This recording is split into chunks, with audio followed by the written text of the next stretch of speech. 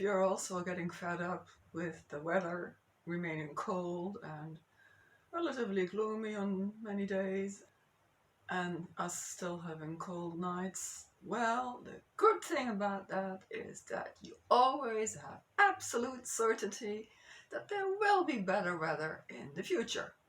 Today I'm going to talk to you about eugenics. Eugenics, that's usually something that people associate with Nazi Germany. The idea of there being such a thing as an ideal human being, however, that's English. It was developed in England by a cousin, I think, of Darwin. That's not important right now. The idea spread to the United States, and from there it was also picked up in Germany. These ideas still exist. As I mentioned in the previous video, it is said from time to time that poor people should be sterilized because poverty is supposed to be the effect of a genetic defect. No, it's not. It's a political decision. It's a political choice. Ask Philip Alston in New York. I started looking into eugenics when I stumbled upon the so-called new eugenics, consumer eugenics, liberal eugenics. There are all sorts of words for it. And that too has this idea that there is such a thing as an ideal human being, a standard human being.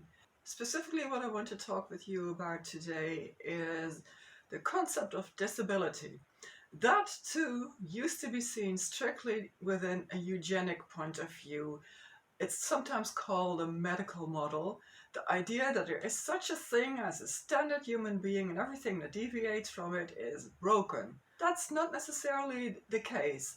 More and more people are starting to realize that disabilities, impairments, are imposed by society because it refuses to accommodate for natural diversity, and it refuses to accommodate for people who are a little bit different than the rest of us.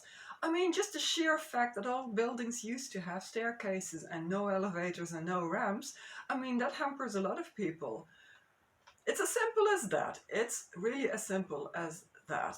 So now we more and more see disabilities as a model, an idea that looks at how people interact with their surroundings. The fact that you go into a shop and all the counters are too high, that you cannot reach for coffee if you want coffee in a coffee shop or from a machine.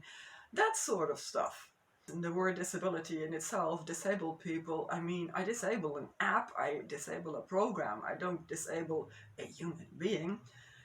Anyway, more and more people are starting to realize that it's a matter of us, society, needing to be a little bit more flexible and a little bit more inventive.